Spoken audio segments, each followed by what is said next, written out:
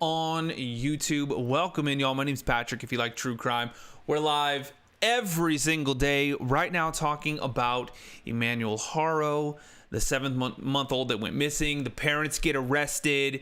You know, they make up that story of this, craziness that people are like, that doesn't really make sense. That doesn't sound like it happened. You know, the kid was kidnapped and stuff and all that stuff that the mom was saying. I don't know about all that. Most of the internet was like,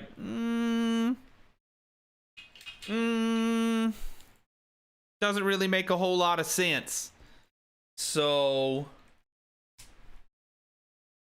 let's talk about it, y'all. Let's check it. Let's take a listen to the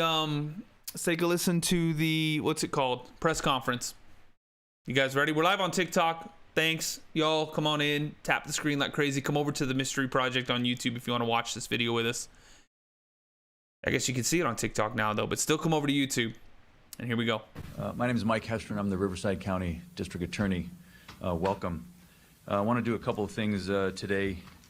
First thing I want to do is introduce the individuals that are here on stage with me. First off, everybody, can we hear that? TikTok, thumbs up. YouTube, thumbs up. Can everybody hear that? To my far left, we have Riverside County Sheriff Chad Bianco. We have San Bernardino County Sheriff Sergeant Nicholas Clark. We have San Bernardino County Sheriff Shannon Dykes. Morning. We have Assistant District Attorney Brandon Smith. And TikTok can't hear it, of course. And then myself. So someone who's not here, I want to thank as well, or introduce as well, Jason Anderson, San Bernardino County District Attorney. I want to start by thanking these gentlemen up here. I want to thank the San Bernardino County Sheriff's Office for their professionalism and their cooperation and the great work that they've done here so far. I want to thank Jason Anderson and the San Bernardino DA's office. His Bureau of Investigation has recently formed a high-tech crimes unit. They were instrumental in helping us with this investigation. Let me tell you how things are going to go today. Hang on, y'all. There's going to be several individuals that make statements up here, and then when we're all done with the short statements, I will come back up and we will have a question and answer. I will take questions. I will take all of your questions till there are no more questions. Having said that, there's a lot that we can't say, that I can't say, that nobody up here can say. And the reason is that the defendants in this case have been charged with crimes, serious crimes. And so now they have a presumption of innocence that applies to them. They're innocent until proven guilty in a court of law.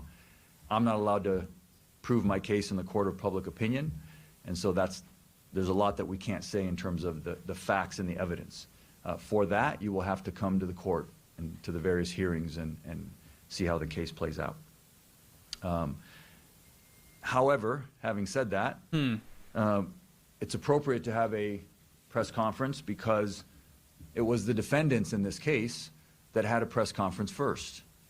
And they did so in order to tell the public, the media, and ultimately law enforcement that their child had been kidnapped, when in fact that's not what occurred. And so we're here to clear up some misconceptions and to explain how this case unfolded in terms of the investigation. It involves two counties working very well together. I know everybody up here on this stage, we work well together normally, but in this case, I'm very proud of the work that was done by Riverside County Sheriff, San Bernardino County Sheriff, my office, and also the District Attorney's Office in San Bernardino County. All right, so we'll go ahead and kick this off. I'm going to bring up first TikTok. Yeah, I'm trying to figure out why it's not. It should be sending. Yeah, it should be sending the audio to y'all. I'm trying all kinds of new stuff, y'all. Is the thing that kind of sucks. I'm trying, like, this is the first time that streaming over to, like, to where you can actually see the video on TikTok. And of course, I knew that there was going to be some kind of issue. I knew there was going to be some kind of issue, so the headphones, it shouldn't make any difference. all it'll do is make feedback on YouTube, unfortunately.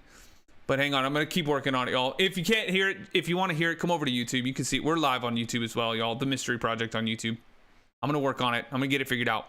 San Bernardino County Sheriff Shannon Dykes. Thank you, Mike. To Mike's point, I want to thank all of you in the media for covering this, specifically the parents' initial statements to the public while we were trying to find Emmanuel. They became critical as we continued through this investigation. But I want to talk about a little bit about the process, because we've seen a number of questions related to Amber Alerts and things like that. So I hope when I finish this that everybody understand kind of the course of the investigation. But the investigation started for us on August 14th when Rebecca Haro reported that her son had been kidnapped. Folks, within 24 hours through video surveillance, we found inconsistencies in Rebecca's statement. And as a result of that, there was no other vehicle to put out on an Amber Alert or anything. And I know many of you were wondering why that didn't occur. But really, after finding out those inconsistencies in the statement on the initial report, that's where hundreds of hours of investigations have come in by our Specialized Investigations Division to try to get to the bottom of what's really going on here. And when I say hundreds of hours, I'm talking about forensic data on vehicles, phones, and potential crime scenes, judicial. TikTok, can you guys even hear me? Authorized search warrants. No, that you were can hear it, served. yeah. And You through can hear that me, but I process, don't know why it's that's not where we working. learned that the jurisdiction of where this has occurred was in Riverside County. So hence the Riverside County DA and Riverside County Sheriff's Department, which I can't stress enough. We've had a long-term partnership. We work well together, and we know how to get things done in these environments. But that's why the jurisdiction had changed from the original jurisdiction that was reported in, which is Yucaipa, California. But as we went through that portion of the investigation and realized that these things had happened in Riverside County, you saw the culmination of all the different entities get involved. And going back to what Mike mentioned about the DA's office in San Bernardino County and high-tech crimes, forensically, there are a number of things that we were able to prove up that we're not going to be able to share today exactly how we did that, but there is a tremendous amount of evidence that suggests that the initial story posed was not the correct story. So in that partnership with our agencies, I'm going to introduce my partner, Chad Bianco, where this crossover occurred at Riverside, and we reached out to Mike, who's obviously filing the case, and of course Chad to assist us in Right. the investigation. Chad? Thank you. Like Sheriff Dykes, I just want to thank all of you for, especially the normal mainstream media, for your attention to this and for your cooperation in this as we were assisting San Bernardino in this investigation, trying to originally find a missing baby, but then eventually quickly learning that that investigation was not something that it started as. Not so much for social media and keyboard warriors who, quite honestly, sometimes hamper and prevent us from. TikTok, I'm gonna just end the stream and start it the other way, the way that we know works. So give me 2 seconds. From a good investigation. I do want to expand a little bit about our relationship with San Bernardino. A lot from the media, a lot of questions have been raised about jurisdiction. And what Sheriff Dykes and I routinely talk about to our own communities isn't really necessarily displayed in the media or said to the media, but neither one of us care about jurisdiction. Our belief is that the Inland Empire is better served when we are cooperating and working together. And in this investigation from the very beginning, it was obvious that it could involve both counties.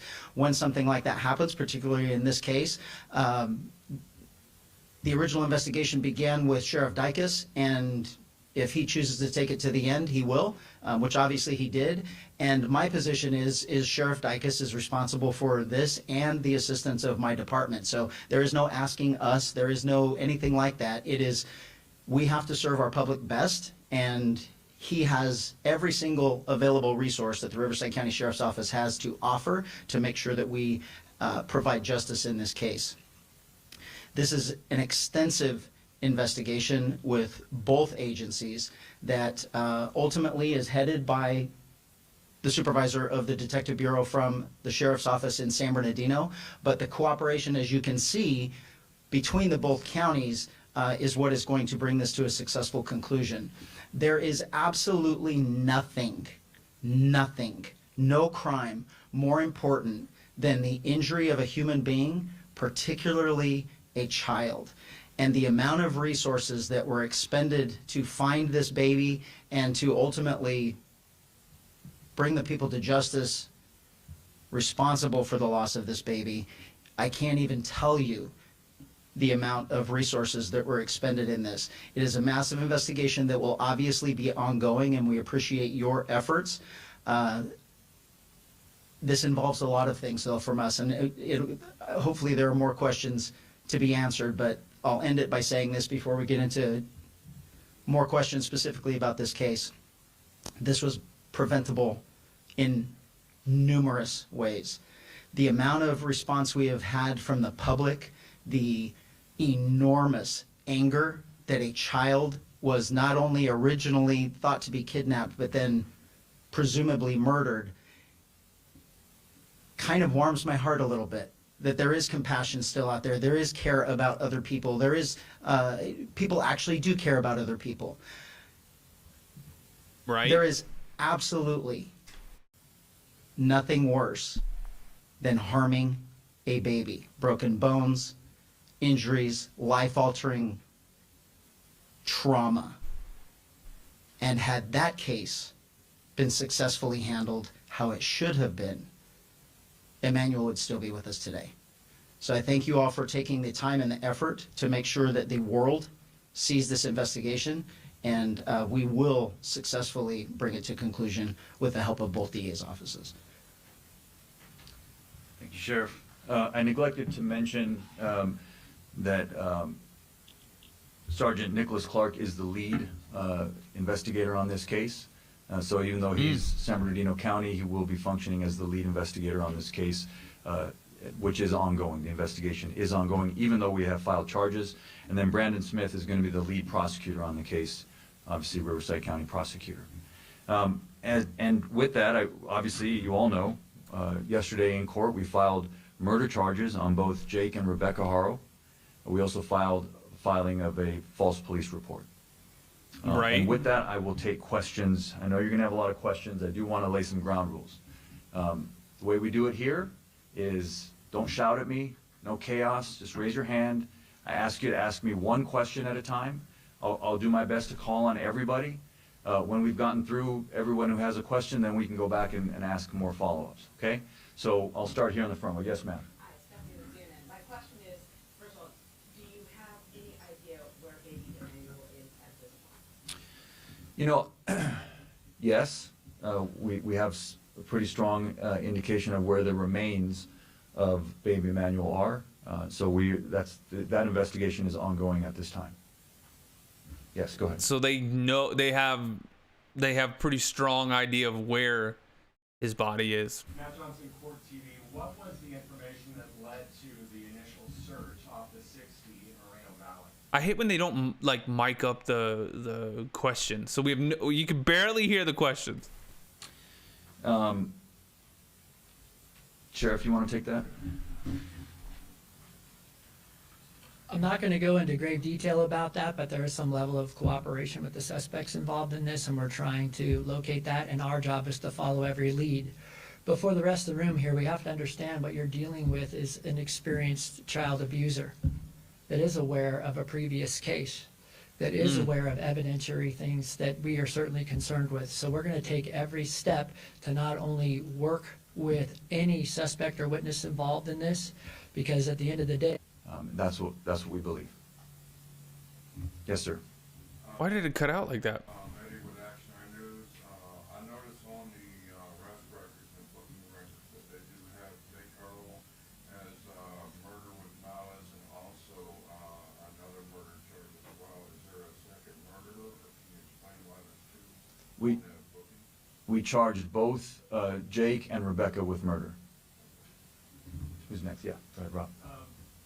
This is in reference to what Dad was talking about, but can you go into some detail about that case in 2023 and what happened there? Sure. And from my understanding, this is a two-year sentence. Yes, I will.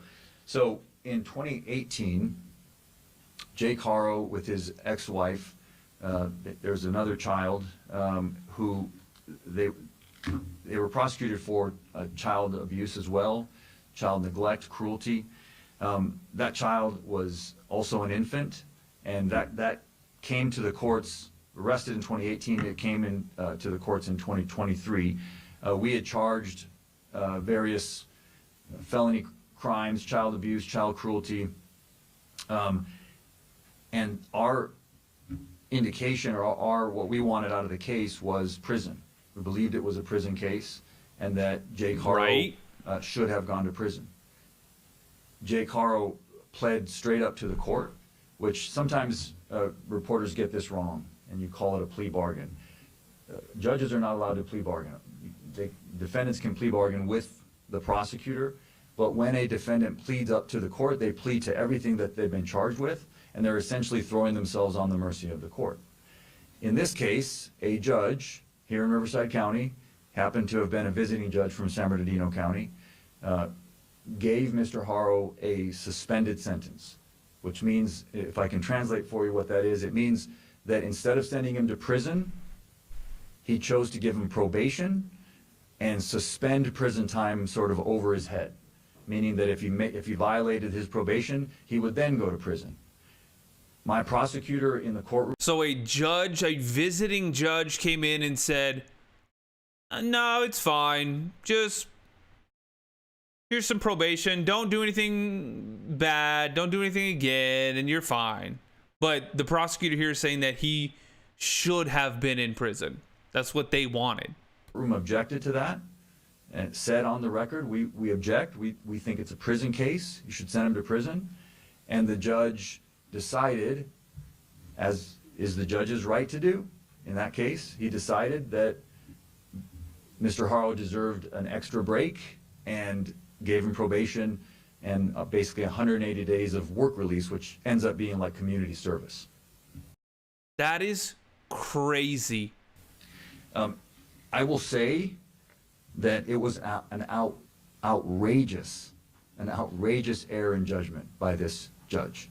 And I don't have any problem saying that. I'm not attacking the judge personally. That decision was absolutely outrageous. Mr. Haro should have been in prison at the time that this crime happened. And if that judge had done his job as he should have done, Emmanuel would be alive today. And that's a shame, and it's an outrage. And Lock the judge up. The judge is an accomplice. Right? At that point, isn't the judge an accomplice? If you help somebody do something, if you set something up to where somebody can do something like that, why not? Why not? And I hate to say that, but when our criminal justice system breaks down, I'm going to just call it like it is and tell you it broke down. It's not how it's supposed to work. The judge had obviously meant well. At the end of their sentence, he told Jake, I'm giving you a big break today, don't mess it up. But I want to point something out to you. I want to read to you the injuries. That the child's name is Carolina. She is still alive today, but she is permanently bedridden. She has permanent damage, cerebral palsy, that is a result of long-term child abuse. I want to read to you the That is injuries disgusting. that were presented in court to this judge at the time of that And that's his daughter with another lady. previous prosecution. Acute fracture of the posterior left rib, fifth rib, healing fractures of the posterior lateral 6th, 7th, and 10th through 12th ribs, healing fractures of the 6th and 9th through 12th ribs, partial bone fracture of the skull, Jesus. brain hemorrhage, significant prevertebral soft tissue swelling of the neck, and a healing tibia fracture of the right leg. Jesus. This is severe abuse. Yeah, for an infant. that is sick. And so And the judge in the other case said, no, he's fine. No, he deserves another chance. The kid didn't, right? In the judge's eyes, the child didn't, and the other kids that he had or was going to have in the future, like Emmanuel, they didn't deserve a chance. But this idiot that did this totally deserved another chance. You dumbass. Whoever that judge is, find them, disbar them, get them the hell out of there. They do not need to be making decisions on what to eat for lunch, much less any kind of like casework like this. Jesus Christ. Whatever you think of the criminal justice system and people need a break, someone who does that to a child belongs in prison. Yes. Period. Next question. They do not deserve a break.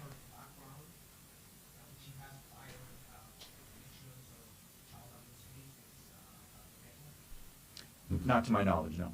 That is Yes. crazy.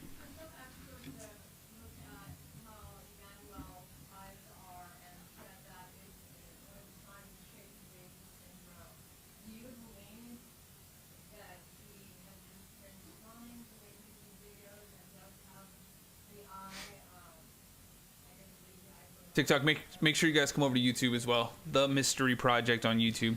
You know, Come subscribe. We're live there right now. You can actually see the video. I'll repeat what I already said. We believe that Emmanuel was severely abused over a period of time, and that that's the reason for the filing, the way it was, is that he was abused over a period of time. Both parents would have been aware of that abuse. I've already called on you, so I'm going to exhaust. Yes, sir. Sir, forgive me. I'm also on Latina. I've been working this case diligently. I have a two-part question. No, Over one a question, period sir. of time. One question. Thank you. You said that you do know where the remains are. Can you I didn't tell say us- that, sir. I'm sorry, forgive me. I didn't say I know where the remains are. Can you tell us, in fact, a little bit more detail so that if you do know anything, can I stop looking? Please? 'Cause I'm in this every day. No disrespect, Exactly, yeah. There's no guessing on Jake's character. Exactly. Why the hell would a judge give him Well, you should get some rest, sir. a suspended You should get some sentence? rest. But no, I can't share with you anything. Look, there are professionals that are looking for the remains of this child. If the public has any information, then we ask for their help. So we don't know exactly where the remains are. We have some ideas in terms of where we're going to look and where we're going to continue to investigate. Yes, sir, all the way in the back.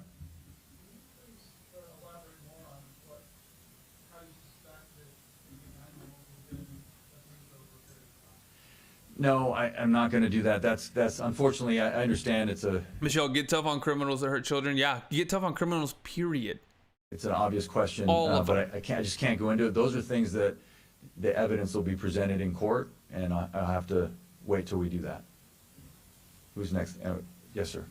Can you explain, I know they both have charges filed against them. Man, I wish we could hear the questions. Rebecca, both were actively involved in abusing Emmanuel, or like, was she just complicit in what he was doing, or the other way around? Can you explain any more of that? All I can explain is what we have filed. We filed murder charges on both of them and making a false police report on both of them. So you can extrapolate that we believe that both of them are guilty, that we can prove it's guilty beyond a reasonable doubt for both the murder and the filing of a false police report. You know, how it breaks down as to who did what, that also has to wait for the trial.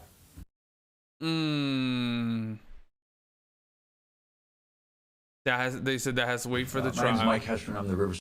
Oh, Lord. What do y'all think?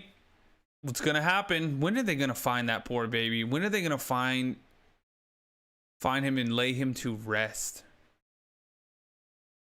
Unbelievable. YouTube, thanks for watching. Make sure you guys hit the thumbs up for me. Subscribe if you're new.